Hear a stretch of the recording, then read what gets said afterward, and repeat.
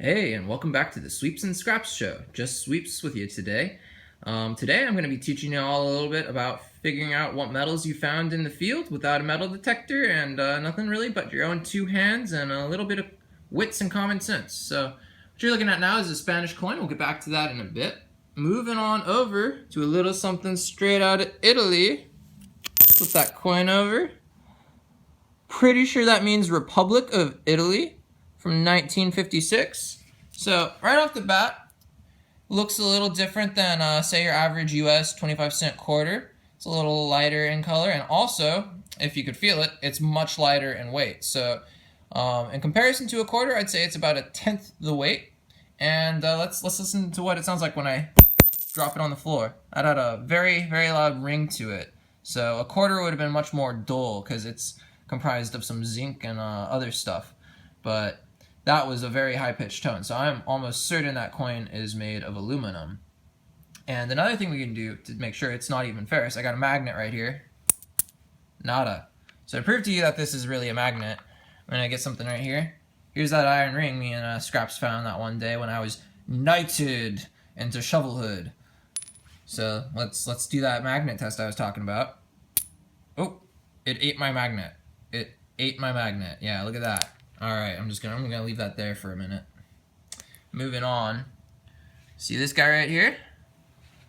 So you can kind of tell this apart from other metals. Sometimes it'll have a little number on it. This is a little 1/2. It's a fishing weight for those of you who don't know.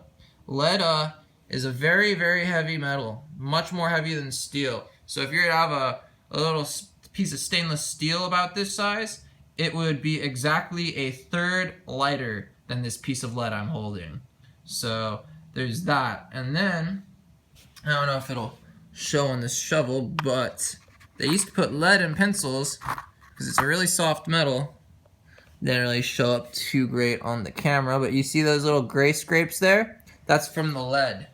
So if it scrapes off and leaves a color line like that, you're probably dealing with lead. Let me focus in there for a minute. My phone's not working too well with me today. So let's look at something else. Another ring. This one's a little nicer. This is that abalone ring we won in that auction. I can't zoom in on it. It's all good. Look at all those different colors.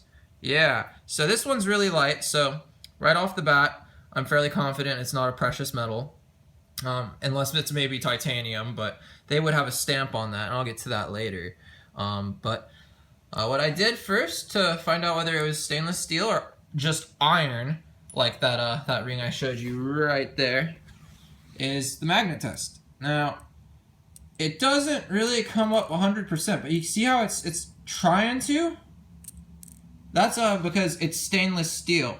The nickel and the chromium make it harder for it to be magnetic, but there is still some magnetism there. And that's how you know that this is a stainless steel band with abalone shell. Moving on, let's look at something I like, tungsten. Really, really hard metal, pretty heavy, a lot heavier than steel. I'm not sure in relation to lead, but it looks nothing like lead, so you won't have to be confused with that. It's usually kind of a silvery gray, very vibrant, kind of like this aluminum here, but with more luster. Basically, non-ferrous, doesn't do anything with the magnet. Incredibly heavy, but most tungsten rings, let me see if I can't find it for you in there. All right, let's try and focus on that. You see that writing in there? So it says tungsten, and it'll tell you what it's comprised of percentage-wise. So TC 850, so it's probably 85% tungsten, 15% carbide. And you can listen to that. It's got a kind of high frequency. Nice little ring to it. Let's compare that to the iron one. Hear how the iron has a really low one? Let's listen to the stainless steel one. Very dull, almost shell-like, mainly because it's mostly shell. But moving aside, let's get something everyone can get down with. Gold. Look at that. This is a ring my grandfather passed down to me when he passed. It's very significant. It was his Coast Guard ring. So gold's a very, very obvious thing. There's a lot of fake gold out there, but one of the quickest tests to determine whether or not it's real gold or fake gold is to grab your handy dandy magnet. Real gold is not magnetic. So I go in there, no activity, not magnetic. All right, that's all good. Another thing, unless you're looking at earrings, most times your gold will have a stamp on it to tell you what it's comprised of. So if you look there, it's sideways. I know I don't want to turn the phone to lose the focus. Well, I'll try. It says handmade, 10 karat. So basically, it's 10 parts out of 24 gold. And yeah, let's listen to the gold ring. Listen to that. Isn't that pretty? Another high-pitched sound because it's a high-frequency metal. Now, let's talk about copper for a minute here. I got 2 pennies right there. That sounded kind of dull. I don't know why now, huh? Oh, whoa. Those 2 sounded a little nicer. Well, basically speaking, you can kind of see in the color a bit too sometimes. These 2 right here are almost 100% copper. They were printed before 1983. And these 2 were printed after, so they're mostly zinc. The zinc ones, like most of our current American change, sounds very dull. There's not much ring to it. And I'll give you another example of the frequency ringing a little later with a more high frequency metal. But listen to these copper ones.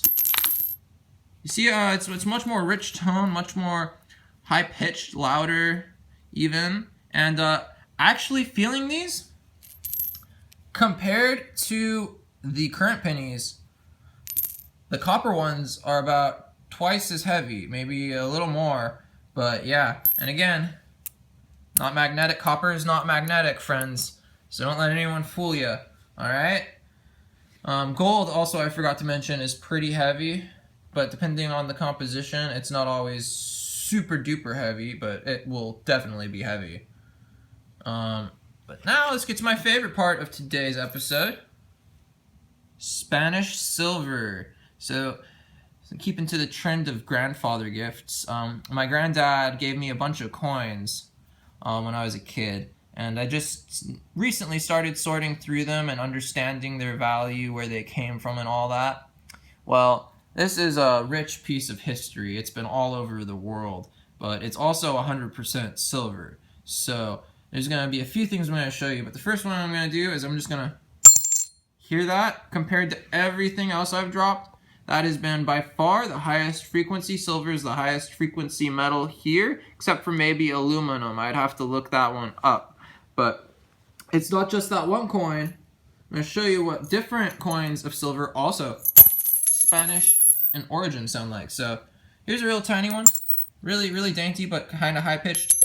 More medium-sized ones, kind of similar, but that big one. This is 28 grams. It's not a troy ounce, but it is basically a kitchen ounce. So that is a lot of silver right there. It's pretty freaking cool, and I love these coins. But also, silver is not magnetic, again, so don't let no one fool you, alright? And that's about it for the Sweeps and Scraps show. Let's see if I can't get a coin flip in. It sounds really cool with this. Alright.